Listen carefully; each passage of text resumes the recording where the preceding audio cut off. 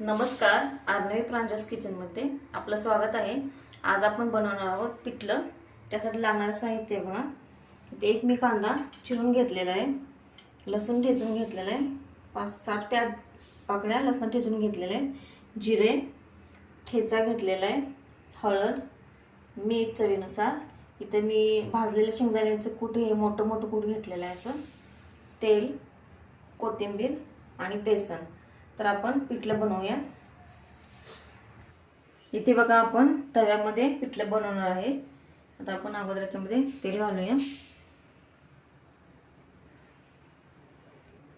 तेल गरम झालेलं आहे। आता आपण घालणार आहे जिरे,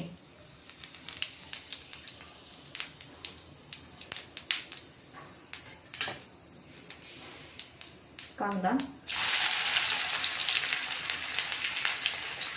इथे बघा आपला कांदा थोडा भाजून झाला की आपण याच्यामध्ये घालणार आहे लसूण। कांदा एका बाजूला करून असा लसूण घालून घ्यायचा आहे।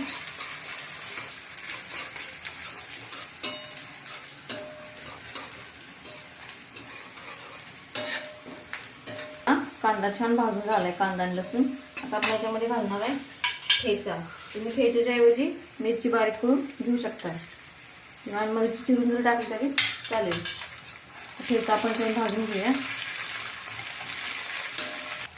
ते बघा ठेचा छान भाजून झालाय। आता आपण याच्यामध्ये घालणार आहे हळद,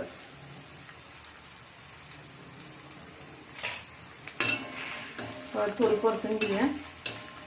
आता घालणार आहे आपण कोथिंबीर,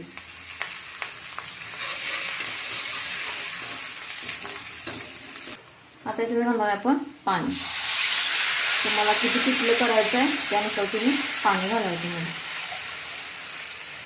मी 2 ते 3 माणसांचं पिठलं बनवणार आहे, जास्त पाणी घातलेलं नाही। आता आपण याच्यामध्ये घालणार आहे चवीनुसार मीठ,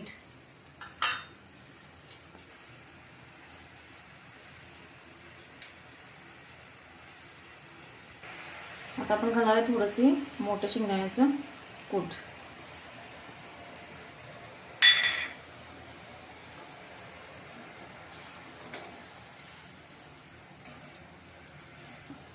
पाण्याला छान उकळी येऊन द्यायची आहे बघा। पाण्याला छान उकळी आलेली आहे। पाण्याला उकळी आल्यानंतरच आपण याच्यामध्ये बेसन घालणार आहे। आता गॅस बारीक करूया, थोडंसं मीडियम ठेवायचं आहे, जास्त पण बारीक नाही। त्याच्यामध्ये आपण घालणार आहे बेसन, थोडं करत बेसन घालायचं आहे आणि हलवायचं आहे असं।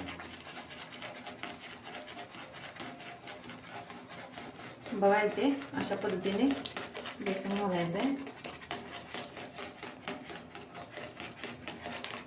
उलटाने असं हलवत राहायचं।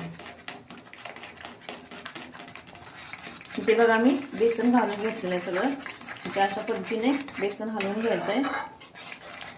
गॅस आता बारीक करायचं आहे, नाही तर हे उडते बघा, बेसन अंगावरती येतं।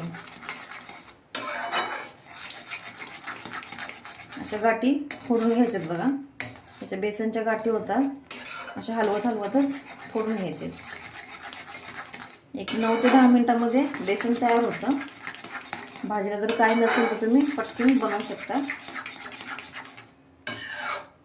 सगळीकडून एकसारखं हलवून घ्यायचंय।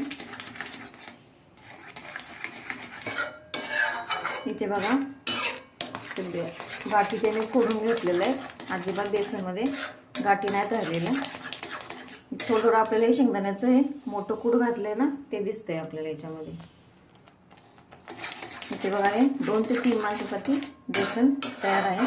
आता आपण हे आपले 2 ते 3 मिनिटं शिजवून घेणार आहे।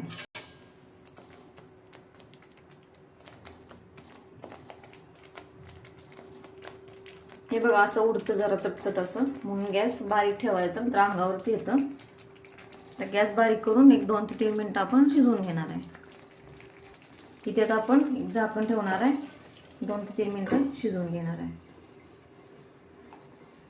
इथे बघा एक 2 ते 3 मिनिटं झालेले आहेत। आता आपण उघडून बघूया झाकण।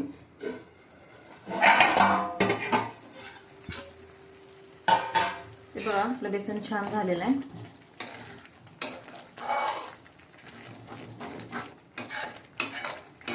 ते बेसन आपलं तयार आहे बघा। आता आपण खायला घेणार आहोत। त्याच्यावरती आपण वरून थोडीशी कोथिंबीर घालूया.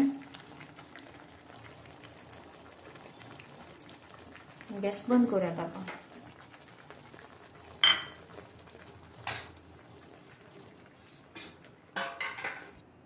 इथे बघा आपलं बेसन तयार आहे.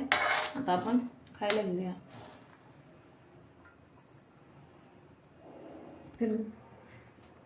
इथे बघा आपलं मस्त असं बेसन तयार आहे बघा.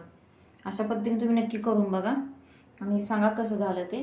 तुम्ही आमच्या चॅनल लाईक करा, शेअर करा, सबस्क्राईब करा. धन्यवाद.